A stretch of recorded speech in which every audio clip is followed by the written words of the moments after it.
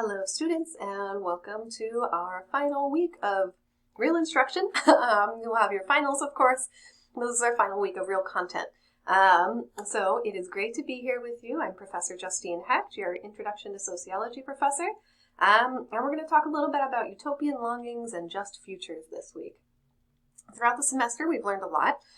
We've looked at the relationship between human freedom and social structures, and considered the way in which people express their freedom under the constraints of various different structures, right? We've talked about everything from gender socialization to the role of culture to the role of labor. We've looked at stratification. We've looked at mass incarceration and ideas about deviance, all these kind of different things, right? And we've studied some things that are tough, that are hard to learn about because they impact humans, people, our planet, in really meaningful ways, right? Sometimes making our lives more difficult than are perhaps necessary. And so it's helpful to kind of end, I believe at least, on thinking about the future, right? We started the class talking about the way in which sociology is often the study of utopia, in that the society we have was somebody or a group of somebody's utopian vision, and that there are other utopians possible, other societies possible, when we look at social movements. We even saw that coming up when we looked last week at crisis capitalism, right? That everybody has ideas about how society ought to be. And so I want us to investigate that a little bit more as we come to the end of our class together. This week you're going to watch a film called Snowpiercer. It's a great film. It's one of those ones, you grab some popcorn, watch it with your friends and family. It's a really great movie, and it's fiction, right? And so we're going to be thinking through what does fiction teach us about what's possible in the world, right? So as we're doing that, we can think about, what does justice mean, right?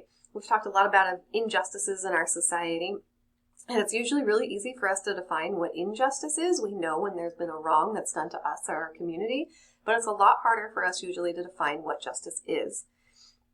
And so I want to offer this quote from Professor Dr. H.L.T. Kwan, who's an associate professor at ASU in Justice Studies. She's also my mentor. And so I'll just read it for you and we can kind of take it from there. But she says that justice, at one level, has always been a futuristic pursuit. Yet this utopian longing, more often than not, is dismissed as idealistic, naive, impractical, or a failure. Indeed, as one observer noted, the utopian has a bad reputation. How has the utopian acquired such a bad rep? After all, as long as there has been oppression and domination, not only has there been a resistance to such dominion, but also a desire to transport today's life to a better future. Has not this instinct for freedom led us to embrace justice as a viable, practical enterprise for another possible world? Perhaps it was in the spirit of the novelist Todi K. Bambara instructed us. The dream is real, my friends. The failure to make it work is the unreality. What then are today's dreams for tomorrow's justice? Right? And today's dreams for tomorrow's justice are y'all. They're mine too, right? But they're all of us, right? We are like any time, I don't want to go to work. I don't want to go to school, right? I'd rather go live in the woods or, play music or whatever it might be, right? That's a dream for something different than what is, right? And those dreams are so easily dismissed, right? Oh, that's not possible, or that's not realistic, or if you want that, you're lazy, or things like this, right? But we should really question why those things are so dismissed. If that's what leads people to live fulfilled lives, to feel supported, to be, able to provide for themselves and their families, so on and so forth, why are those things dismissed, right? Especially when things have to do with not being productive or not working, right? Why is the idea of not working, especially for the benefit of somebody else, so often dismissed? What does that tell us about the power of our desires, of our longings for a different future, for a better tomorrow, right? And so this is what we can kind of think about when we're watching the film this week, right? And so I want to introduce you to two ideas about power, because those are going to show up in the film that we're going to watch, right? And so we have this idea of power over, the power of domination, or power with, collective power with others, right? And we're thinking about how to move forward into a different world, into more just futures, right? This idea of power over or power with really comes into play. And again, we'll see this come out in the film as well. So when we're thinking about power over, or the power of domination, right, we're thinking about institutional constraints on self-determination. structural systemic phenomenon which excludes people from participation in determining their actions or conditions for their actions. So these can be things like laws, social norms, social roles, daily practices that significantly influence the decisions people make and the actions they take. Some force outside of yourself telling you what to do and having the ability to resist that on your own, right? Or having little ability to resist that on your own. We can probably think of moments like this that we've had in our lives, right? Maybe we got grounded once because we did something that our parents didn't want us to do, and we had to stay in our room or whatever, that particular punishment might be. And if you resisted that, you got in more trouble, right? Or if you were in trouble at school ever, right? And maybe something was really unfair. Maybe you got blamed for something that you didn't do, so on and so forth, right? And you had little ability as a student to change that paradigm, right? That's what domination is. I mean, there's also of course, really extreme examples, sexual violence, murder, right? Those different types of things, right? But we can also look at how policy impacts this sense of domination, right? So for example, right, taking on student loan debt to attend school, that might not have been a choice that you had. If you wanted to go to school, right, you may have been in a position where the only way to go to school was to take on student loan debt, right? So you make the choice within the constraints of the system, but the choice itself creates a system of domination because now you are beholden to this debt, right?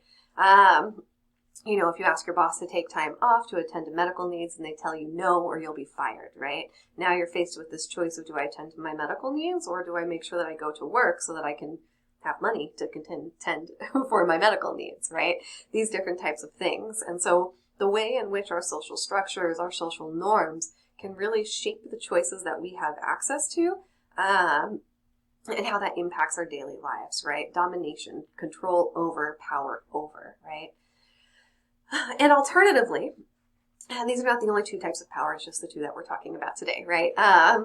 Alternatively, we can think about power with, collective power with others. According to Brene Brown, collective power can be understood as the shared powers that grow out of collaboration and relationships, built on knowing and respecting difference and unique perspectives, mutual support, solidarity, and collective empowerment and decision-making. Right, and so what this means, right, is that rather than one person in the group telling everybody else what to do, right, or one policymaker making the decisions that impact people's lives and bodies, so on and so forth, what Brene Brown is talking about here is the way in which we have power with each other, right, the way in which that we utilize our different, our unique skill sets, our different knowledge sets, so on and so forth, to shape change, right? And we've looked at this a little bit throughout the semester. Last week in particular, right, we looked at the way that mutual aid was being utilized to support the resistance against Cop City, right? We've looked at, the civil rights movement and the way that power with others led to change for racial justice in our society, so on and so forth, right? What does it mean to have power together, especially if we're living in a system that kind of predominates this power over this sense of domination, right? And then there's also power within, the power that derives from self-awareness and the ability to know one's capacity, limits, and dreams and desires. Helps us to determine if we are exerting power over or power with, right? All of us are capable of all of these. It's not just something that one person or one institution does or doesn't do, right? We may have institutional norms that may privilege this, but it doesn't mean people don't use these within those institutional limitations, right? So as you watch the film, you're going to be thinking through which type of power is illustrated in the film, right? And so we're going to think a lot about what the social order of the train is, right? One of the main characters is a man named Curtis, played by Chris Evans. And I'm not going to give too much away, right? But what you're going to be seeing is a film that basically climate change has gone rampant. There were scientific innovations that tried to address climate change, but it backfired and the earth became frozen. And so the only way for people to survive was to enter onto this train, right? And you're going to see that the train is organized in a hierarchy, right? So domination, power over. The main character, Curtis, believes that if we control the train, we control the world. All past revolutions have failed because they haven't taken the engine. And so in this case, we see that the engine is seen as a seat of power, power over everybody else on the train, right? Back of the train is the bottom of the hierarchy, those with the least power. Workers labor to facilitate life for the middle and upper classes. And then the middle class is the middle of the train that have some education, some power in some ways, and lack of power in other ways, right? And so what this film really allows us to question is whether or not the social order can be transformed by taking over the seat of power. In other words, is the system reformable, or do we need a different path, a different system altogether, right?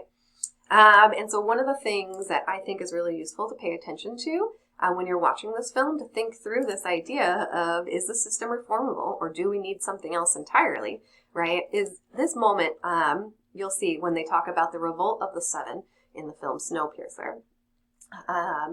Again, trying not to give too much away here, right? But there's a point where the train goes by a particular landscape, and you can see that it looks like there's people that are frozen out there.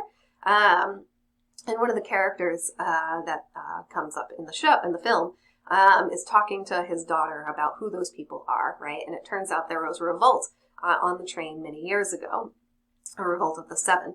And so the man is talking to his daughter, and he says, that woman in the front, a cleaning lady from the front section, she was an Inuit, Eskimo. She taught me about every type of snow and ice. She believed we could survive outside of the train, right?